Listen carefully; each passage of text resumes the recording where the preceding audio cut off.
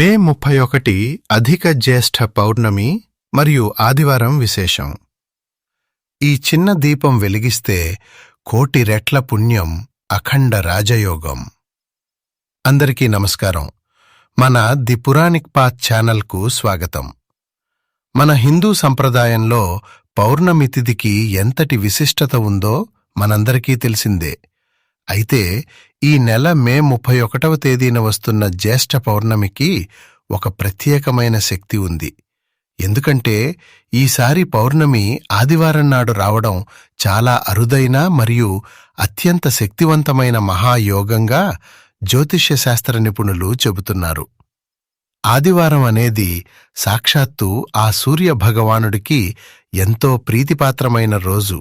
అలాగే పౌర్ణమి అనేది చంద్రుడికి మరియు సిరి సంపదలను ప్రసాదించే శ్రీ మహాలక్ష్మీదేవికి ఎంతో ఇష్టమైన రోజు. ఇలా సూర్యచంద్రులకు సంబంధించిన రోజులు ఒకేసారి రావడం వల్ల ఈ రోజు మనం చేసే చిన్న చిన్న పూజలు, పరిహారాలు మన జీవితంలో మంచి మార్పులను తీసుకువస్తాయి. ఈ పౌర్ణమి రోజున కొన్ని ముఖ్యమైన పనులు చేస్తే మీ ఇంటికి పట్టిన ప్రతికూల శక్తులు వదిలిపోయి ఆర్థిక ఇబ్బందులు తొలగి కుటుంబంలో సుఖ సంతోషాలు వెల్లివిరుస్తాయి. అయితే ఇవి ఏవో పెద్ద పెద్ద ఖర్చుతో కూడుకున్న పూజలు కావు. చాలా సులభంగా మన ఇంట్లో మనం చేసుకోగలిగే చిన్న చిన్న పనులు మాత్రమే. మరి ఇంతటి పవిత్రమైన ఈ పౌర్ణమి రోజున ఏ పనులు చేస్తే మంచిది, అలాగే పొరపాటును కూడా చెయ్యకూడని పనులు ఏమిటి అనే విషయాల గురించి ఇప్పుడు మనం ఈ వీడియోలో వివరంగా తెలుసుకుందాం. ఈ నియమాలన్నీ మీకు స్పష్టంగా అర్థం కావాలంటే వీడియోను ఎక్కడా స్కిప్ చేయకుండా చివరి వరకు చూడండి. ఈ పవిత్రమైన జ్యేష్ఠ పౌర్ణమి రోజున ప్రతి ఒక్కరూ పాటించాల్సిన మొట్టమొదటి నియమం ఉదయాన్నే నిద్రలేవడం. ఆదివారం వచ్చింది కదా అని బద్ధకించి పొద్దుపోయే వరకు పడుకుంటే సాక్షాత్తు మీ ఇంటికి నడుచుకుంటూ వచ్చే లక్ష్మీదేవిని మీరే చేతులారా బయటికి పంపించేసినట్లవుతుంది. కాబట్టి సూర్యోదయానికి ముందే, అంటే బ్రహ్మముహూర్తంలో నిద్రలేచి ఇల్లు, వాకిలి శుభ్రం చేసుకోవాలి. ఆ తర్వాత స్నానం చేసేటప్పుడు ఖచ్చితంగా ఒక చిన్న పరిహారం పాటించాలి. అదేమిటంటే మీరు స్నానం చేసే నీటిలో కొద్దిగా కల్లుప్పు వేసుకుని స్నానం చేయండి. ఎందుకంటే ఉప్పుకు నెగటివ్ ఎనర్జీని లాగేసుకునే అద్భుతమైన శక్తి ఉంటుంది.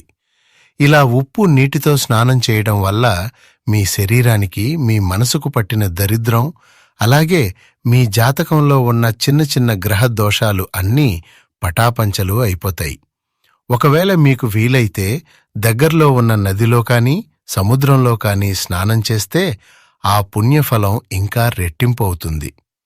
ఇలా స్నానం ముగించుకున్న తర్వాత ముందుగా మీ ఇంటి సింహద్వారాన్ని, అంటే గడపను పసుపు, కుంకుమలతో అందంగా అలంకరించుకోవాలి. సాక్షాత్తు ఆ శ్రీ మహాలక్ష్మి మన ఇంటి గడప నుండే ఇంట్లోకి ప్రవేశిస్తుంది. కాబట్టి గడపను ఎంత శుభ్రంగా, పవిత్రంగా ఉంచుకుంటే అమ్మవారు అంత సంతోషంగా మీ ఇంట్లోకి అడుగుపెడుతుంది. అందుకే గడపకు పసుపు రాసి కుంకుమ బొట్లు పెట్టి గుమ్మానికి పచ్చని మామిడి ఆకుల తోరణం లేదా బంతిపూల మాల కట్టి లక్ష్మీదేవికి స్వాగతం పలకాలి. ఇలా సింహద్వారాన్ని అలంకరించుకున్న తర్వాత నేరుగా పూజగదిలోకి వెళ్లి లక్ష్మీనారాయణుల పటాలకు అందమైన పూలమాలలు వేసి ఆవు నెయ్యితో కానీ లేదా నువ్వుల నూనెతో కానీ 2 దీపాలు వెలిగించాలి. ముఖ్యంగా ఎవరైతే తీవ్రమైన ఆర్థిక సమస్యలతో, అప్పుల బాధలతో ఇబ్బంది పడుతున్నారో వారు పూజ సమయంలో ఒక చిన్న పరిహారం చేయండి. ఒక చిన్న ఎరుపు రంగు లేదా పసుపు రంగు వస్త్రాన్ని తీసుకుని అందులో 5 యాలకులు, 5 లవంగాలు, అలాగే 1 రూపాయి బిళ్లను వేసి మూటగా కట్టండి. ఈ మూటను లక్ష్మీదేవి పటం ముందు పెట్టి మనసారా పూజ చేసుకోండి. ఎందుకంటే యాలకులు, లవంగాల సువాసన అంటే అమ్మవారికి చాలా ఇష్టం కాబట్టి ఆమె అనుగ్రహం త్వరగా లభిస్తుంది. ఇక పూజ పూర్తయిన తర్వాత ఆ మూటను తీసుకెళ్లి మీరు డబ్బు దాచుకునే బీరువాలో లేదా వ్యాపారం చేసే చోట గల్లాపెట్టెలో భద్రంగా పెట్టుకోండి.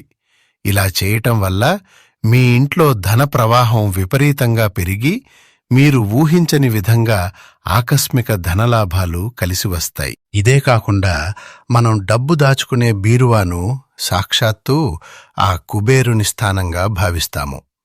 కాబట్టి పౌర్ణమి రోజున బీరువా తలుపులను శుభ్రంగా తుడిచి గంధం కుంకుమలతో స్వస్తిక్ గుర్తును వేయండి. దీనికి తోడు మీ ఇంట్లో గనక శంఖం ఉన్నట్లయితే ఆ శంఖంలో కొద్దిగా పాలు పోసి లక్ష్మీదేవికి అభిషేకం చేయండి. దీనివల్ల మీ కుటుంబంలో ఉన్న దారిద్ర్య బాధలన్నీ తొలగిపోయి సుఖ సంతోషాలు వెల్లివిరుస్తాయి. ఇక పూజ గదిలో పూజ పూర్తయిన తర్వాత మీ ఇంటి పెరట్లో ఉండే తులసి కోటను కూడా ఈరోజు తప్పనిసరిగా పూజించాలి. తులసి కోట దగ్గర నెయ్యి దీపం వెలిగించి 5 సార్లు ప్రదక్షిణలు చేస్తూ మీ మనసులోని కోరికను తలుచుకుంటే అది అతి త్వరలోనే నెరవేరుతుంది. ఇంట్లో ఇల్లాలు సంతోషంగా ఉంటేనే ఆ ఇల్లు ఎప్పుడూ కలకలలాడుతూ ఉంటుంది. కాబట్టి ఈ పౌర్ణమి రోజున వివాహమైన స్త్రీలు తప్పనిసరిగా పాపిట్లో ఎర్రటి కుంకుమ బొట్టు పెట్టుకుని కాళ్లకు పసుపు రాసుకోవాలి. అంతేకాకుండా తమ మంగళసూత్రానికి కొద్దిగా పసుపు అద్దుకుని మనసారా నమస్కరించుకోవాలి. ఇలా చేయటం వల్ల ఆడవారికి దీర్ఘ సుమంగళీ యోగం కలగడమే కాకుండా వారి భర్త చేసే ఉద్యోగంలో గాని వ్యాపారంలో గాని అఖండమైన విజయాలు సిద్ధిస్తాయి. ఇక మరో ముఖ్యమైన విషయం ఏమిటంటే, మనం ఇలా పూజలు పరిహారాలు చేస్తూ అభివృద్ధిలోకి వస్తున్నప్పుడు ఖచ్చితంగా నలుగురి కన్ను మనపైన పడుతుంది. నరదిష్టికి నల్లరాయి కూడా పగులుతుంది అంటారు కదా. కాబట్టి మీ ఇంటికి మీ కుటుంబానికి ఎలాంటి నరఘోష తగలకుండా ఉండాలంటే ఈ పౌర్ణమి రోజున ఒక బూడిద గుమ్మడికాయని తెచ్చుకోండి. అలా తెచ్చుకున్న గుమ్మడికాయకు నిండుగా పసుపు రాసి కుంకుమ బొట్లు పెట్టి మీ ఇంటి గుమ్మానికి కట్టుకోండి. సాక్షాత్తు ఆ మహాలక్ష్మి స్వరూపంగా భావించే ఈ బూడిద గుమ్మడికాయ మీ ఇంటికి వచ్చే ఎలాంటి నెగిటివ్ ఎనర్జీనైనా దిష్టినైనా ఇట్టే తనలోకి లాగేసుకుని మీ కుటుంబాన్ని ఎప్పుడూ చల్లగా కాపాడుతుంది. ఈ పౌర్ణమి రోజున లక్ష్మీదేవి అనుగ్రహం కోసం ఎలాంటి పూజలు పరిహారాలు చేయాలో తెలుసుకున్నాం కదా. అయితే ఈ పూజలు చేయడం ఎంత ముఖ్యమో ఈ పౌర్ణమి నాడు పొరపాటున కూడా చేయకూడని పనులు కొన్ని ఉన్నాయి. వాటి గురించి తెలుసుకోవడం కూడా అంతే ముఖ్యం. ముఖ్యంగా ఆదివారం వచ్చింది కదా అని చాలామంది మాంసాహారం వండుకుంటారు. కానీ పౌర్ణమి నాడు మాంసాహారం తినడం మహాపాపం. ఒకవేళ ఈ రోజున ఇంట్లో మాంసాహారం వండితే సాక్షాత్తు లక్ష్మీదేవి మీ ఇంటి నుంచి వెళ్ళిపోయి దరిద్రదేవత అడుగుపెడుతుంది. అలాగే గుర్తుపెట్టుకోవాల్సిన మరో విషయం ఏమిటంటే, ఈరోజు పగలు కానీ సూర్యాస్తమయం అయ్యే సమయంలో కానీ ఎట్టి పరిస్థితుల్లోనూ నిద్రపోకూడదు. ఇలా సాయంత్రం వేళ నిద్రపోతే అనారోగ్య సమస్యలు చుట్టుముడతాయి. ఇక వీటన్నింటికంటే ముఖ్యమైన విషయం ఏమిటంటే, సాయంత్రం 6 గంటల తర్వాత ఎవరైనా మీ ఇంటికి వచ్చి పాలు, పెరుగు, పసుపు, కుంకుమ, ఉప్పు అడిగితే అసలు ఇవ్వకండి. ఎందుకంటే ఇవన్నీ సాక్షాత్తు లక్ష్మీ స్వరూపాలు కాబట్టి వీటిని ఆ సమయంలో ఇతరులకు ఇస్తే మీ ఇంటి అదృష్టం, ఐశ్వర్యం కూడా వారితో పాటే వెళ్ళిపోతుంది. అంతేకాకుండా ఈ పౌర్ణమి రోజున ఎవరికీ డబ్బును అప్పుగా ఇవ్వకూడదు. అలాగే ఇతరుల దగ్గర నుండి అప్పుగా తీసుకోకూడదు. మరొక పొరపాటు ఏమిటంటే, సూర్యాస్తమయం తర్వాత చీపురు పట్టుకుని ఇల్లు అస్సలు ఊడవకూడదు. ఒకవేళ అలా ఊడిస్తే మీరే స్వయంగా లక్ష్మీదేవిని బయటికి పంపినట్లవుతుంది. ఇక ఇవే కాకుండా జుట్టు కత్తిరించుకోవడం, గోర్లు తీయడం లాంటి పనులు కూడా ఈరోజు ఎట్టి పరిస్థితుల్లోనూ చేయకూడదు. ముఖ్యంగా తులసి ఆకులను పౌర్ణమి నాడు అస్సలు తుంచకూడదు. ఇక చివరగా చాలామంది చేసే పొరపాటు ఇంటి గుమ్మానికి ఎదురుగా చెప్పులు ఉంచడం. దయచేసి అలా చేయకండి. ఎందుకంటే మీ ఇంటికి వచ్చే లక్ష్మీదేవి ఆ చెప్పులు చూసి ఇంట్లోకి రాకుండానే వెనక్కి వెళ్ళిపోతుంది. కాబట్టి చెప్పులను ఎప్పుడూ గుమ్మానికి ఎదురుగా కాకుండా పక్కగా ఒక మూలన పెట్టుకోండి. ఈ పౌర్ణమి నాడు చేయకూడని పనుల గురించి తెలుసుకున్నాం కదా. ఇక సాయంత్రం సూర్యాస్తమయం తర్వాత మీరు ఖచ్చితంగా చేయాల్సిన ఒక అద్భుతమైన పరిహారం ఉంది. అదేమిటంటే ఉప్పు దీపం వెలిగించటం. దీన్నే మనం ఐశ్వర్య దీపం అని కూడా అంటాము. దీనికోసం ఒక పెద్ద మట్టి ప్రమిదను తీసుకుని అందులో నిండుగా కల్లుప్పు పోయండి. ఆ ఉప్పు పైన మరొక చిన్న మట్టి ప్రమిదను పెట్టి అందులో ఆవు నెయ్యి లేదా నువ్వుల నూనె పోసి దీపం వెలిగించండి. ఈ దీపాన్ని మీ పూజగదిలో కానీ లేదా ఇంటి హాల్లో ఈశాన్యం మూలన కానీ పెట్టుకోవచ్చు. పౌర్ణమి రోజున ఈ ఒక్క ఉప్పు దీపం వెలిగిస్తే చాలు, మీ 7 తరాల పేదరికం తొలగిపోయి మీ కుటుంబం మొత్తానికి అఖండ రాజయోగం పడుతుంది. ఈ దీపం వెలిగించిన తర్వాత రాత్రి సమయంలో ఇల్లంతా గుబాలించేలా సాంబ్రాణి పొగ వేయండి. దీనివల్ల ఇంట్లో ఉన్న దుష్టశక్తులు పారిపోయి దైవిక శక్తులు ఇల్లంతా నిండిపోతాయి. ఇక పౌర్ణమి అనగానే మనందరికీ ముందుగా గుర్తొచ్చేది ఆ నిండు చందమామే కదా. చంద్రకిరణాలలో అమృత తుల్యమైన ఔషధ గుణాలు ఉంటాయి కాబట్టి రాత్రి సమయంలో కుటుంబ సమేతంగా ఆరుబయట నిలబడి చంద్రుణ్ణి దర్శించుకోండి.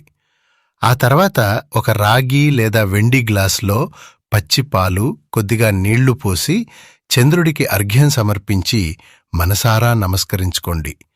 ఇలా చేయటం వల్ల అనారోగ్య సమస్యలు, మానసిక ఒత్తిళ్లు తొలగిపోయి ఆయురారోగ్యాలు వృద్ధి చెందుతాయి. ముఖ్యంగా ఈ రోజున పగలు ఉపవాసం ఉండి రాత్రి చంద్రదర్శనం చేసుకున్న తర్వాత భోజనం చేయటం చాలా మంచిది. ఇక చివరగా ఈ పౌర్ణమి రోజున మీ ఇంటి ముందుకు ఎవరైనా పేదవారు కానీ సాధువులు కానీ వస్తే వారిని ఖాళీ చేతులతో పంపకండి. మీకు తోచినంత అన్నదానం లేదా వస్త్రదానం చేయండి. ఎందుకంటే సాక్షాత్తు భగవంతుడే ఆ రూపంలో వచ్చి మిమ్మల్ని పరీక్షిస్తాడని పండితులు చెబుతున్నారు. చూశారు కదా, ఈ జ్యేష్ఠ పౌర్ణమి రోజున భక్తి శ్రద్ధలతో ఈ చిన్న చిన్న నియమాలు పాటిస్తే మీ జీవితం ఆనందమయం అవుతుంది. ఈ వీడియోలోని సమాచారం మీకు నచ్చినట్లయితే వెంటనే ఒక లైక్ చేసి మీ బంధుమిత్రులకు షేర్ చేయండి. అలాగే మరిన్ని ఆధ్యాత్మిక విషయాల కోసం మన ఛానల్ని సబ్స్క్రైబ్ చేసుకోవడం మర్చిపోకండి. ధన్యవాదాలు.